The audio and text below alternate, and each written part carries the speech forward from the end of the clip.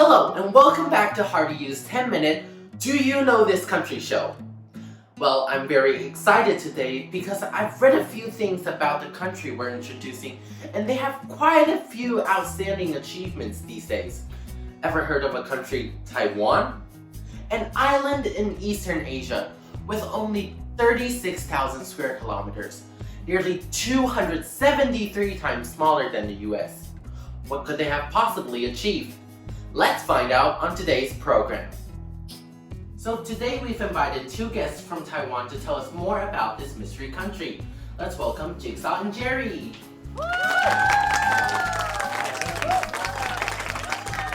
Hi, so we've invited you guys here today to tell us more about your country, Taiwan.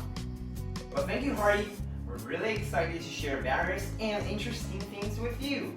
And let me tell you, it is honestly a pleasure to be here. Well, of course you are. We're very honored to have you guys here today too. So, what do you guys want to share with us first? Any interesting things going on? Oh wait, were your country the country that invented the pro milk tea?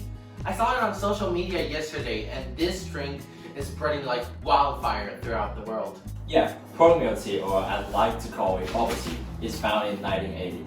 It's a combination of two classic Taiwanese cuisine, tin and a chewing type of dough, which are the pros.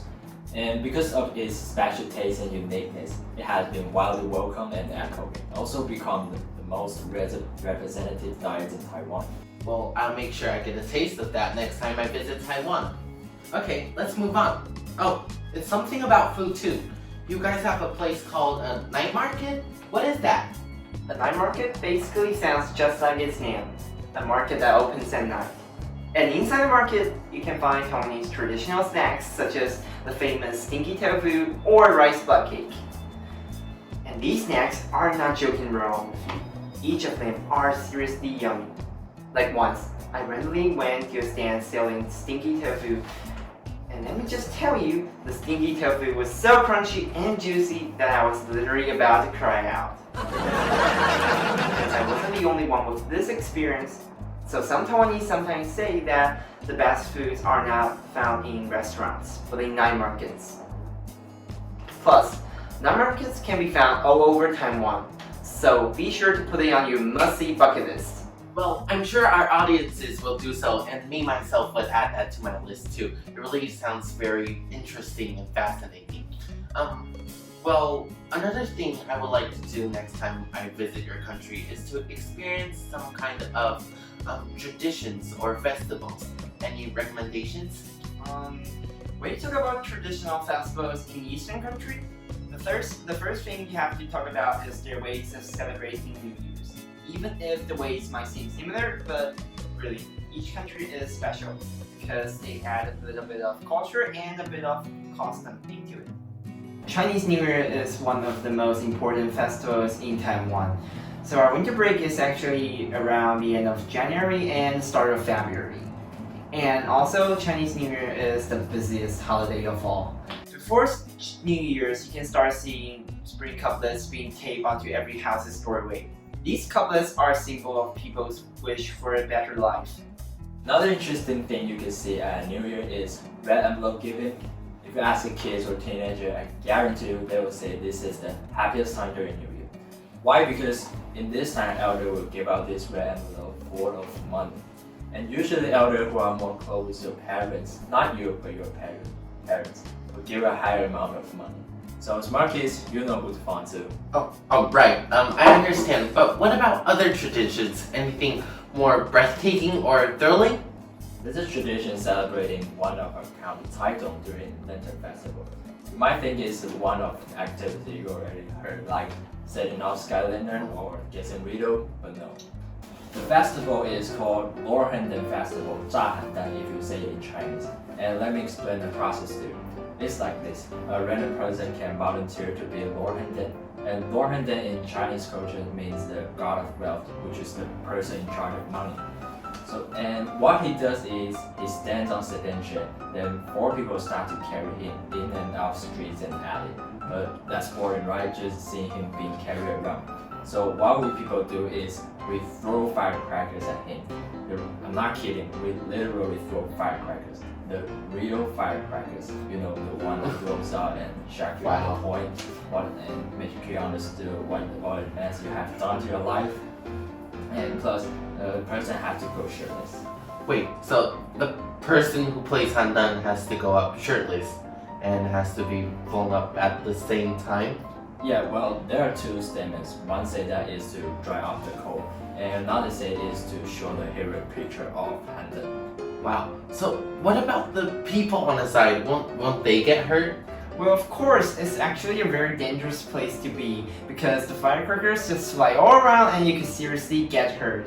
And because it's such a special experience, so you will find some young people or tourists there to pilgrimage. And the funny thing is that people will wrap in long sleeves and pants or wearing masks or motorcycle helmets to avoid getting burned.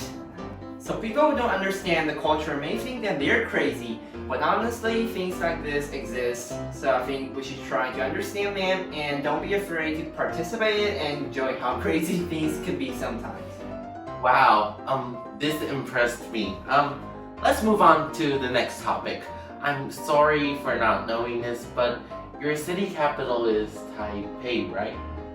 Our city capital is Taipei, which is located in the north of Taiwan. Wait, sorry, again, what, my mind's still on the whole Antan thing. I keep thinking what it's like to get thrown with firecrackers. Okay.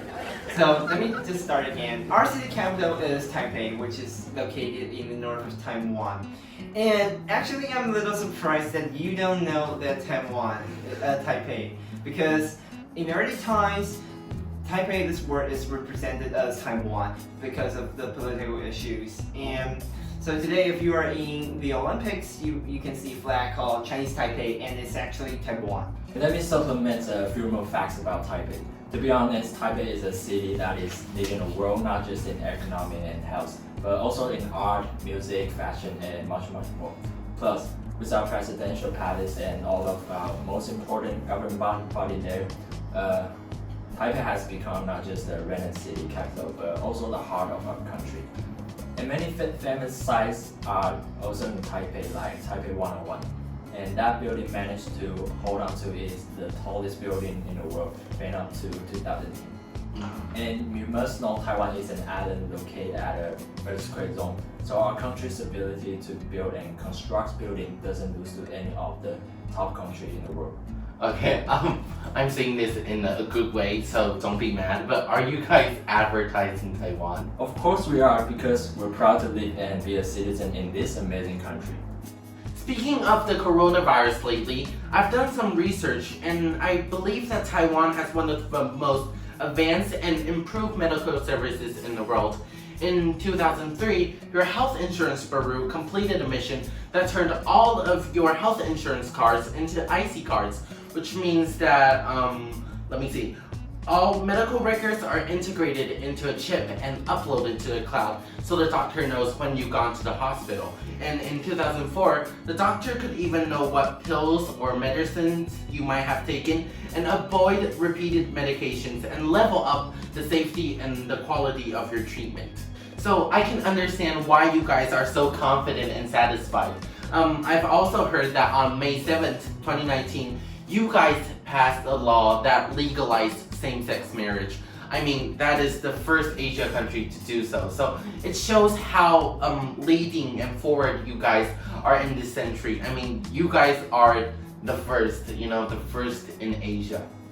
Plus, Taiwanese people have been proud to be extremely friendly. I once heard a sentence that said, the most beautiful scenery in Taiwan is its people. I mean, the kindness just flows through your blood, right? So whether if you come from Southern Asia or Europe or the States, I believe that the people would treat you well and treat you kind. Well, I see the time sadly about to come to an end. Do you guys have any more things to say to our audiences? Well, just be sure that you have to come to Taiwan at least once in your life. You will truly be surprised by all the things Taiwan has to show you. Taiwan welcomes you! Okay, let's give a warm applause for Jigsaw and Jerry, and we'll see you next time on Hearty Use Do You Know This Country Show. Bye!